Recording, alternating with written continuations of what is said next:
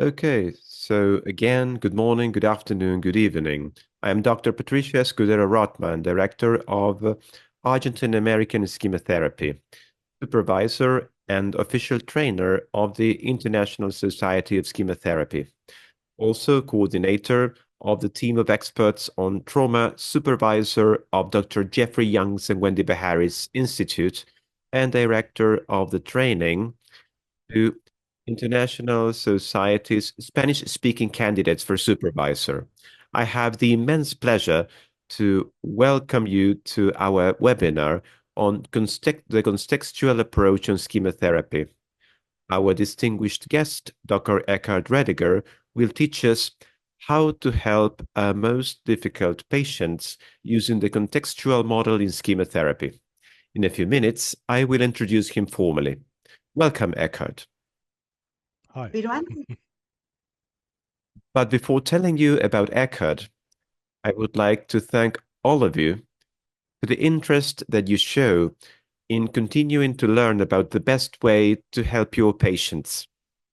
I would like to thank you for helping us support so many people who need to go to soup kitchens in Buenos Aires. As many of you know, the poverty level in Argentina is regrettably very high. I would like to share with you too that our institute, Argentine American Schema Therapy, has already conducted 10 official trainings. Many of our colleagues here have done the training with us or are pursuing it right now. Several colleagues who are here in this webinar are attending clinical supervision sessions to obtain the much sought after international certification and to become in turn supervisors and trainers at the International Society. Our institute has already certified at the standard and advanced level Latin American and Spanish colleagues. Some of them are already supervisors at the International Society. And one of the valuable colleagues that I had the pleasure to supervise has even created his own institute. I mean, Dr. Rodriguez Vilches from Peru. We're also thrilled to know that we have been able to offer webinars of a high scientific level. As you might remember, we had experts from the International Society who shared their expertise in borderline, narcissistic, antisocial patients and patients with enmeshment and undifferentiated self. We also had experts in imaginary descriptive, in chair work, and in behavioral and drug addictions. These were our dear Scott Kellogg, Remco van der Wingard, Wendy Behari, Joan Farrell, Jeff Conway, David Bernstein, Kras Kirsten, and Liz Lacey. Remember that on our webpage, esquemasaargentinamericana.com, you will be able to view fragments of each of these webinars. Perhaps one of our assistants can post the link on the group chat. Some colleagues usually ask me what the official training classes are like. Many of the participants who are here today could answer this question, and if you want to make any comments, please make them in the group chat. I would like to share with you that the trainings are very practical. You learn by doing. After sharing a PowerPoint with the topic of the day, we show a clinical video of sessions with the actual patients or simulations, and then this clinical strategy is practiced in Zoom breakout rooms. As I just said, you learn by doing. In our official trainings, we have participants who are at the first stage of their professional career and others who have been working with patients for many years. They have been trained in excellent psychotherapeutic models such as CBT, EBT, EMDR, mindfulness, ACT, compassion-focused therapy, and psychodynamic therapy, among others. But in my experience as a trainer, I see that many of these colleagues have something in common. After the end of the training, they tell us that during the breakout room practices, they learned to face very difficult clinical situations. For example, situations in which a patient attacks them or talks to them derisively, or situations in which a patient does not improve and they don't know why. They also tell us that frequently they would see patients one session after the other without being clear about how to conceptualize the patient's symptoms and problems. And as a consequence, they were not able to identify and apply good clinical strategies to help them. Training in schema therapy and later supervisions helped them to achieve a clear and detailed clinical conceptualization of their patients, which was their clinical map to apply the excellent and effective strategies of our model. They also tell me that with the training, they were able to help patients with compliance surrender coping modes, avoidance coping modes, and overcompensatory coping modes. That's why these patients who say, nothing that ever happened in my life affects me, when actually they still have severe symptoms and personal problems. Schema therapy is an integrative, a very important model that incorporates all of these models. So it is possible to use the model as a whole, but it is also possible to integrate it into other psychotherapeutic approaches that you use with your patients. We have already conducted 10 official trainings, and in March 2025, we will begin with the 11th official training, always online. We encourage you to join the next official training of our institute, Argentine American Schema Therapy. We are joined today by attendees from different parts of the world: Uruguay, Argentina, Colombia, Chile, Bolivia, Mexico, Ecuador, Peru, United States, Spain, and other European and Asian countries. If you wish to, please include in your video frames the part of the world where you are joining us from. I would like to briefly thank Latin American colleagues who have been disseminating schema therapy for many years. I would like to thank Lydia Tineo, Hector Fernandez Alvarez, who regrettably are no longer with us, Doctors Eduardo Keegan, Burga Montoya, Marcela Fernandez, Lorena de Rosa, Sarah Baringholtz, Margarita Dubourdieu, and psychologists Michelle Cababia, Edith Vega, Diana Kurzman, Maria Esther Lagos, and Cecilia Taruela. I would like, of course, to thank my team, made up of my dear collaborators, Jose Harvey Lopez from Colombia, Liliana Casuso from Peru, Alberto Monferrer from Spain, and Edith Noriega from Mexico. And of course, I would like to thank our excellent interpreters who are very well trained in the vocabulary and concepts of schema therapy, and of course, our technical team who will be sending you the video recordings of the webinar in English and Spanish. Please be patient because you will receive the video recordings in about 2 weeks.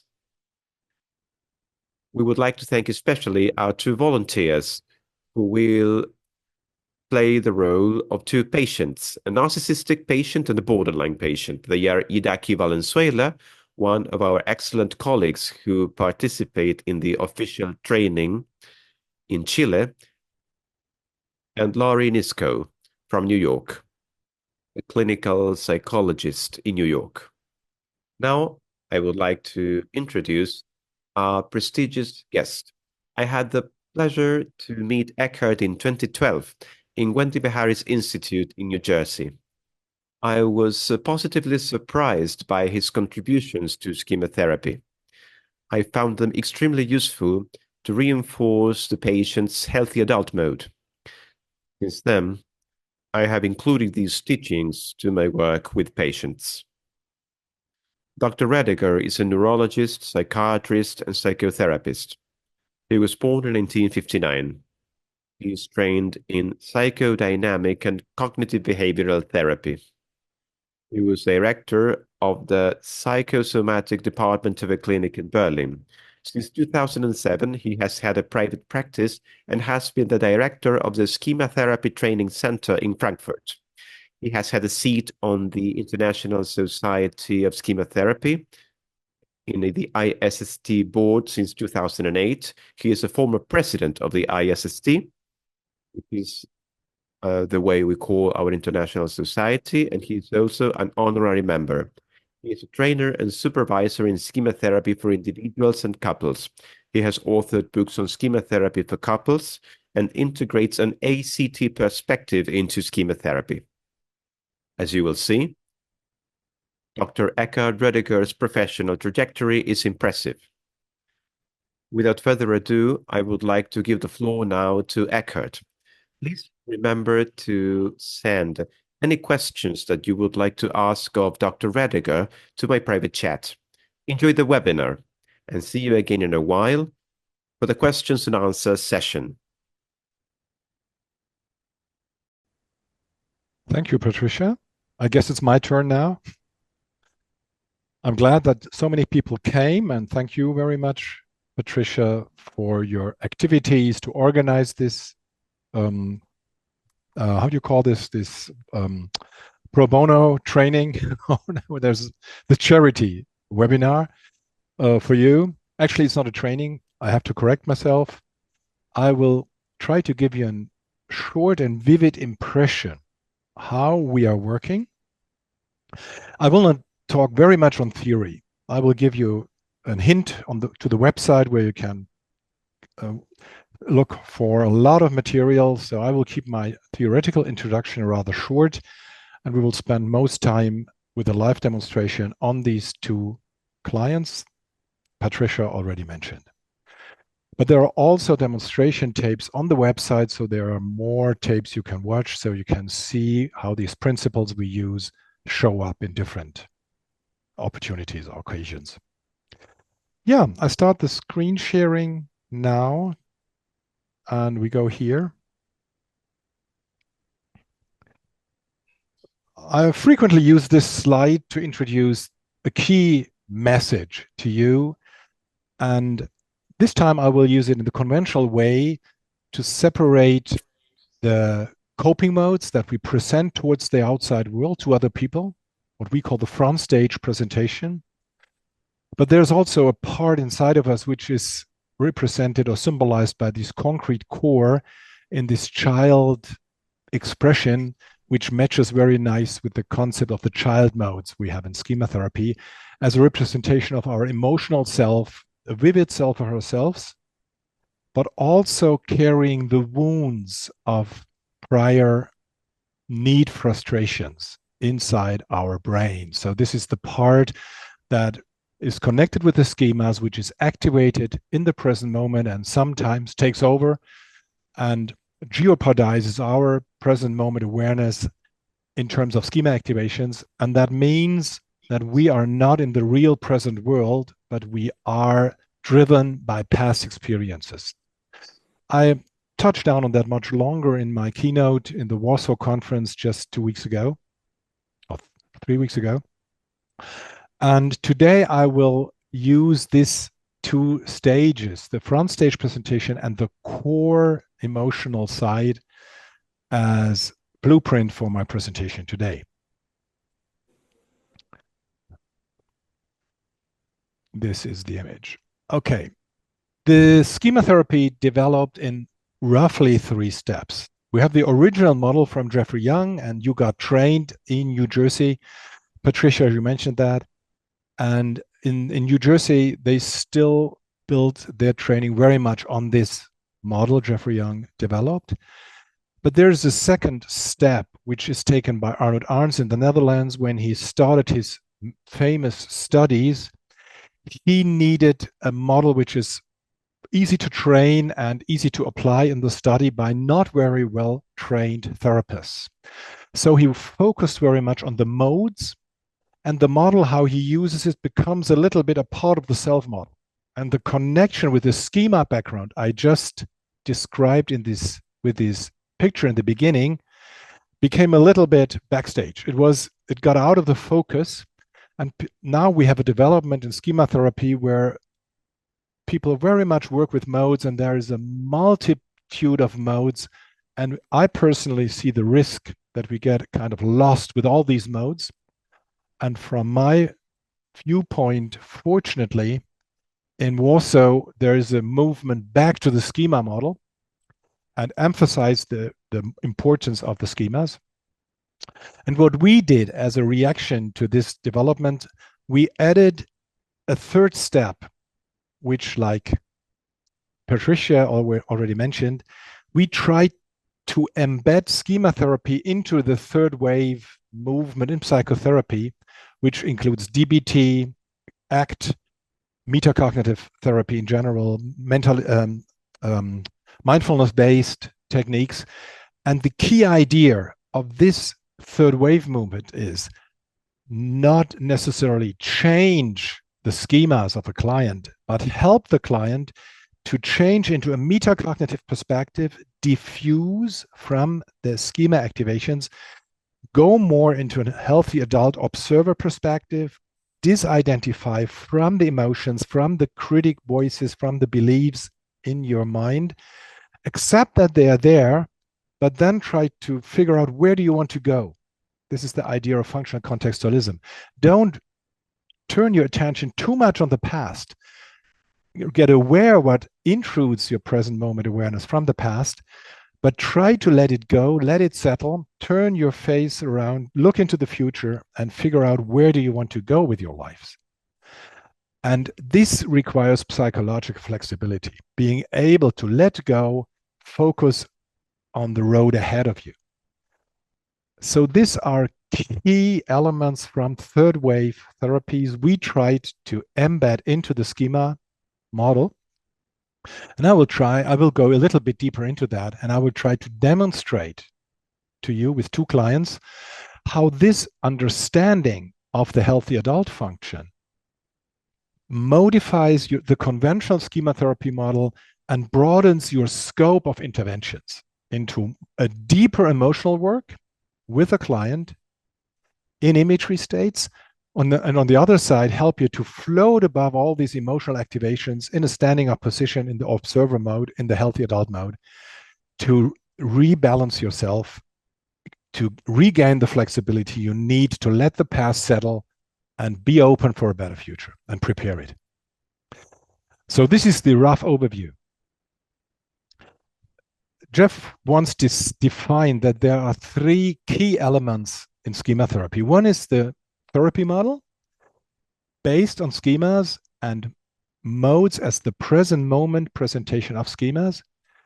A very intense relationship he called limited reparenting, and I will show you what that means in the demonstrations, how we stay close to the client in the experiencing state when the schema is activated, and also supporting them building up their adult mode. We're always with the client, but we balance between support and empathic confrontation, teasing them to get active and take over in their responsibility.